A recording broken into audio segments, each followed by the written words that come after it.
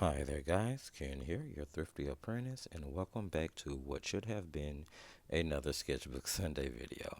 I would like to apologize to everyone. The week leading up to Christmas is really busy for me, and I'm a little late getting this video out.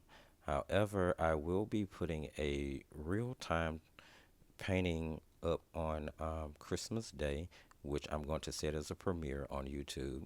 So the chat should be live, hopefully, if there are no technical difficulties, and we'll be able to chat there as we watch the video together. And it will be real time, so bring your paints along so that you can paint along with me if you would like to. Jumping into what's going on in this video, this is actually the first field test of the Arteza Premier line of 24 tube watercolors. Now the Premier line is their student grade line, and I have tried their half pan sets from this particular line, and to tell you the truth, I wasn't thrilled about the half pan sets, but Miss Diane Zimmerman out in Texas, or should I say here in Texas, because I live in Texas now myself, um, sent these paints as part of a care package, which there's a video for that up on the channel as well. And I'm going to be testing these paints out over the next weeks in order to give a review video on them and let you guys know what I think about them, just in case you're curious and you may be wanting to purchase them. So here we're going to be doing a painting of some oranges. Now I did this painting originally back in the World Watercolor Month of 2020, and you actually saw that painting at the very beginning of the video. And I just kind of wanted to recreate that here in a larger form so that you guys would be able to share along and paint along with me if you would like to. Pretty easy to draw out. You can just get you something circular in the house to trace if you need to, or just trace a circle if you're good at drawing a circle. And the little segments are just a circle with pretty much lines going down it to divide them up. It's pretty easy to draw. I'm using lemon yellow for the base layer here. So that lemon yellow went down and something happened. Someone came over, a neighbor. So that first layer ended up drying. So what you'll see that I'm doing as I lay down the shadow color in each of those little segments, you'll see me actually wet it because I'm re-wetting the first layer of paint in order to drop in the darker orange. So that first layer was lemon yellow, as I said before, and the second layer that's going in for the shadow color is actually like I think it's called orange if I'm not mistaken. I'll have to check my reference and I'll be sure to list it in the description of the video. But I'm just dropping that in after re-wetting the first layer of lemon yellow. Now this is a mixed media video and I'm using the Grumbacher 9x12 140-pound cold press watercolor paper in order to do this on. And it's been done in that removable page journal that I have. I told you guys about it in a previous video. You can purchase it. Well, I purchased it from my local Walmart, which makes me believe that it's a pretty accessible product. I've been painting on this paper for a minute now, and actually, like I said, I think I kind of prefer it to Canson. So I'm just going to go ahead and base in the second layer of uh, shadows, or base in shadows here. And I'm using a water brush to do this. Now you can use a standard brush. The barrel of my brush is actually empty. It doesn't have water in it. I'm really just using it because I like the synthetic round brush that is on the end of it. And I use that brush a lot to paint with. I actually use quite a few water brushes. I know that some artists prefer to use standard brushes, but water brushes work well in quick paintings for me. So, and you know, I kind of have them around everywhere, so I'll just grab one. And as I told you guys, this is a mixed media painting, so I will be using my KingArt Pro colored pencils in order to do the final touches.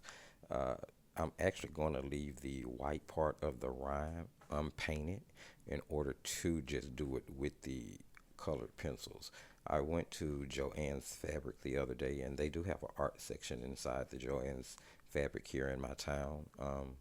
And they, in that art section, I was able to find actual open stock Derwent Colorsoft colored pencils, and I've seen them in use on other videos, and I've kind of saw some reviews on the line of pencils, and I was really curious, so I said I was going to test them out.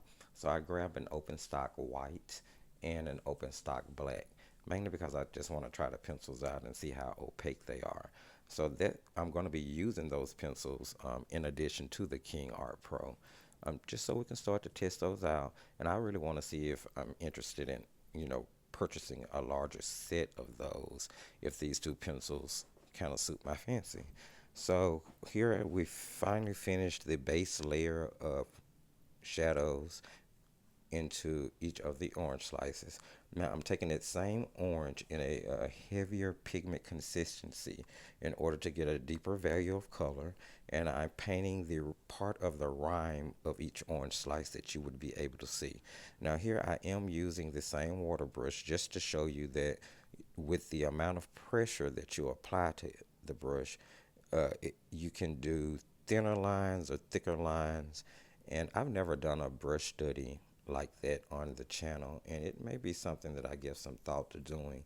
Um, Kind of taking it back to my beginner level. I may even put it in a separate playlist geared for people who are trying to get beginner techniques, just so we can do some brush stroke practice and see the different variations and lines that you can get from a single brush.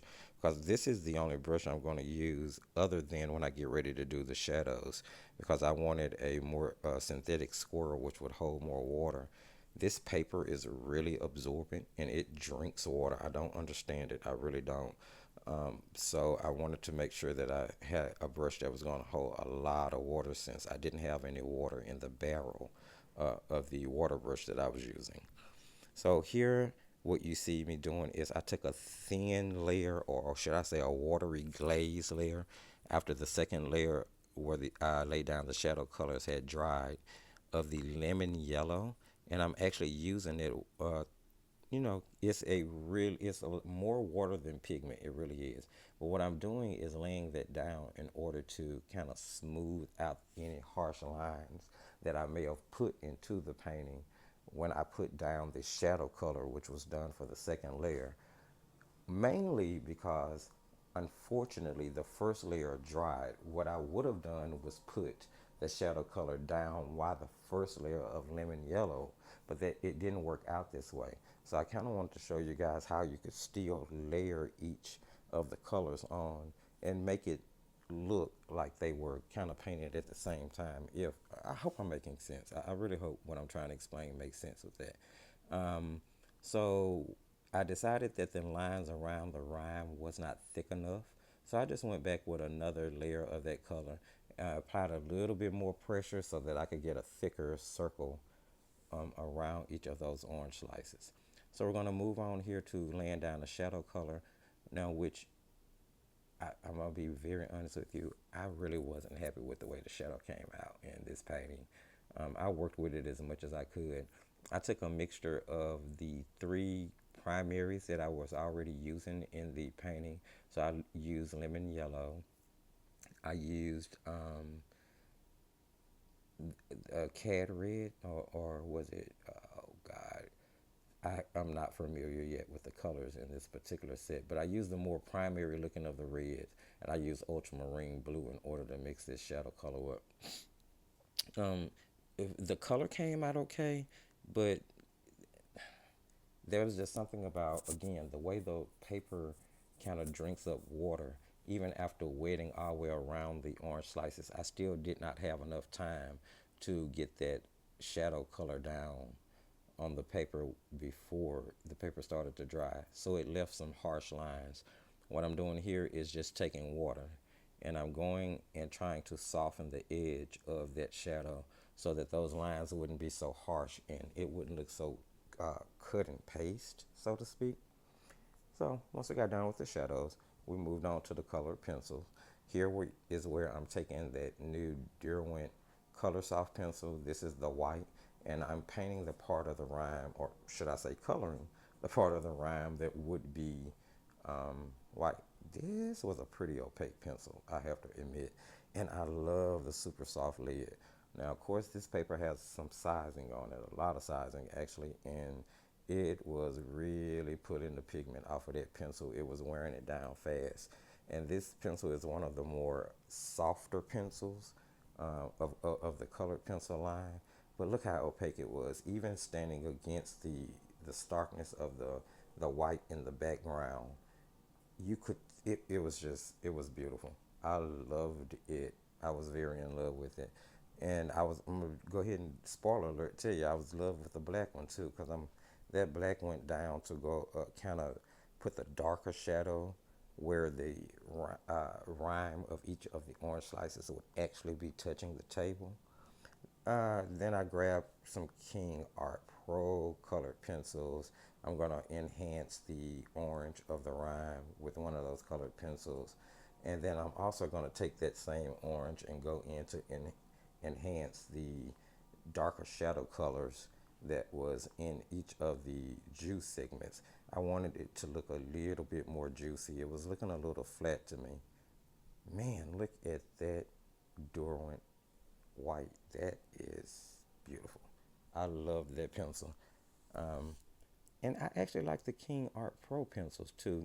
They're kind of semi-transparent, but in the right situations, they add just enough opaqueness in order to pull off the effects that I would try to pull off. I typically only use color pencils in a mixed media setting. I do some individual paintings, and I only do that in order to offer you guys a review on the color pencil sets that I'm trying to do.